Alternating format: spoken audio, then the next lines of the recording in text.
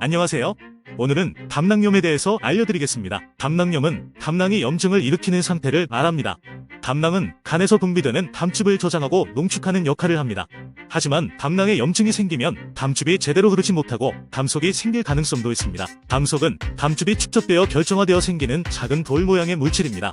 담석이 생기면 담낭의 기능이 저하되고 염증이 더욱 악화될 수 있습니다. 담낭염의 증상에는 복부 통증, 구토, 설사, 발열 등이 있습니다. 만약 이러한 증상이 나타나면 즉시 병원에서 진단을 받아야 합니다. 담낭염은 합병증으로 진행될 수 있기 때문에 조기 발견과 치료가 중요합니다. 치료 방법으로는 대부분의 경우 수술이 필요합니다. 수술을 통해 담낭을 제거하면 담석이나 담낭염으로 인한 문제를 예방할 수 있습니다. 담낭염은 건강한 생활 습관을 유지하면 예방할 수 있는 질병입니다. 건강한 식습관과 충분한 운동, 금연 등이 중요합니다. 이상으로 담낭염에 대해서 알아보았습니다. 감사합니다. 담낭염은 대부분 담석이나 담즙의 역류로 인해 발생합니다. 담석은 담즙이 축적되어 결정화된 작은 돌 모양의 물질로 담낭 내부에서 발생할 수 있습니다. 담석이 크거나 담낭의 출구를 막는 경우 담즙이 담낭 내부에 고여 염증을 일으키고 담낭이 팽창하게 됩니다. 이렇게 염증이 생기면 복부 통증, 발열, 구토, 설사 등의 증상이 나타납니다. 만약 담석이 작거나 증상이 없는 경우에는 수술을 하지 않고 담석용해제나 담석 추출술 등을 통해 치료할 수 있습니다. 그러나 증상이 심한 경우나 합병증이 발생한 경우에는 담낭을 제거하는 수술이 필요합니다. 담낭염은 대부분 예방이 가능한 질병입니다. 건강한 식습관과 충분한 운동, 금연 등이 중요합니다. 지방과 육류를 적게 섭취하고 채소와 과일 등의 식물성 식품을 많이 먹는 것이 좋습니다. 또한 비만이나 당뇨병, 고혈압 등의 만성 질환을 예방하고 치료하는 것도 중요합니다. 담낭염은 조기 발견과 치료가 중요합니다. 만약 복부 통증, 구토, 설사 등의 증상이 나타나면 즉시 병원에서 진단을 받아야 합니다. 담낭염은 치료하지 않으면 합병증으로 진행될 수 있기 때문입니다. 담낭염은 담낭 내부에서 담석이나 염증으로 인해 발생하는 질환으로 치료 방법은 대체로 수술적 치료를 포함합니다. 만약 담석이 크지 않고 증상이 없는 경우에는 담석용해제나 담석 추출술 등을 통해 치료할 수 있습니다. 담석용해제는 약물을 이용하여 담석을 녹여서 제거하는 방법으로 주로 작은 담석을 제거하는 데 사용됩니다. 담석 추출술은 소수 접근을 통해 작은 상처를 내고 담석을 제거하는 수술로 주로 대형 담석이나 증상이 심한 경우에 사용됩니다. 그러나 증상이 심하거나 담석이 큰 경우, 합병증이나 반복적인 발작이 있는 경우에는 담낭을 제거하는 수술이 필요합니다. 담낭 제거 수술은 대부분 미세하게 소수 접근하는 랩라퍼스코피 수술을 사용합니다. 이 수술은 복부에 작은 상처를 내고 내시경 카메라와 작은 도구를 사용하여 담낭을 제거합니다. 이 방법은 수술 후 회복기간이 짧아 빠른 회복이 가능하며 합병증의 발생률도 낮습니다. 담낭염은 예방이 가능한 질환입니다. 건강한 식습관과 충분한 운동, 금연 등이 중요합니다.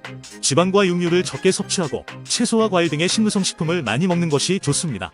또한 비만이나 당뇨병, 고혈압 등의 만성 질환을 예방하고 치료하는 것도 중요합니다. 보존적 치료법. 담낭염의 보존적 치료법은 대체로 약물 치료와 생활습관 개선으로 이루어집니다. 보존적 치료법은 수술적 치료를 피하고자 하는 경우 혹은 수술을 받지 못할 정도로 심한 합병증이 없는 경우에 선택됩니다. 가장 일반적으로 사용되는 약물은 콜레스테린 결합제입니다. 이 약물은 담석이 콜레스테롤로 이루어져 있을 경우에 사용되며 담석을 녹여서 제거합니다. 또한 담낭염의 증상을 완화시키는 약물로는 항생제, 진통제, 항염증제 등이 있습니다. 이 약물은 염증이나 감염을 줄여 증상을 완화시키고 합병증의 발생을 예방합니다. 생활습관 개선으로는 건강한 식습관과 충분한 운동이 중요합니다. 지방과 육류를 적게 섭취하고 채소와 과일 등의 식물성 식품을 많이 먹는 것이 좋습니다. 또한 비만이나 당뇨병, 고혈압 등의 만성 질환을 예방하고 치료하는 것도 중요합니다. 물론 보존적 치료법은 수술적 치료법만큼 효과적이지는 않습니다. 만약 증상이 심하거나 합병증이 있는 경우에는 수술적 치료법을 선택하는 것이 더 좋습니다. 이상으로 담낭염의 보존적 치료법에 대해서 구체적으로 알려드렸습니다. 안녕하세요. 오늘은 담낭염을 치료하는 효과적인 방법에 대해서 구체적으로 알려드리겠습니다. 담낭염은 보통 담석이 원인이 됩니다. 따라서 담석이 있는 경우에는 수술적 치료가 가장 효과적입니다. 수술적 치료는 대체로 담낭을 제거하는 수술로 진행됩니다. 이를 총담관절제술 또는 경관계술술이라고 합니다. 하지만 수술적 치료가 불가능하거나 환자가 수술을 원하지 않는 경우에는 약물 치료가 사용됩니다. 대표적인 약물 치료로는 콜레스테린 결합제, 항생제, 진통제, 항염증제 등이 있습니다.